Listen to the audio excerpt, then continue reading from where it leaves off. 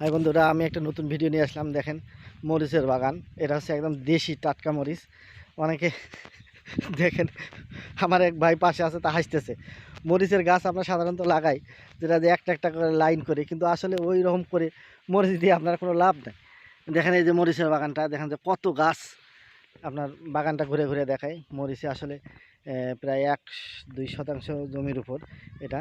গাছটা দেখেন কত সুন্দর, কোনো লাইন টাইন নাই, কোনো লাইন করা বা কোনো কিছু নাই।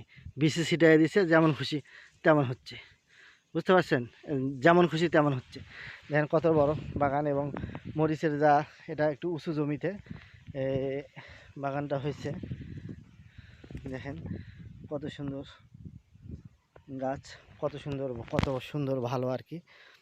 আশা করি আপনার কাছে। উপরে হচ্ছে চা বাগান, চা বাগানের পাশেই মরিচের গাছ। এবং উপরে একটু ফাঁকা, সেখানে একটু লাউয়ের গাছ দেওয়া হয়েছে। আশা করি আপনাদের ভিডিওটা ভালো লাগবে এবং আমার সাথেই থাকবেন। মাঝে একটা কাপ, যে এটা খুবই সুন্দর মরিচের ক্ষেত। আশা করি ভিডিও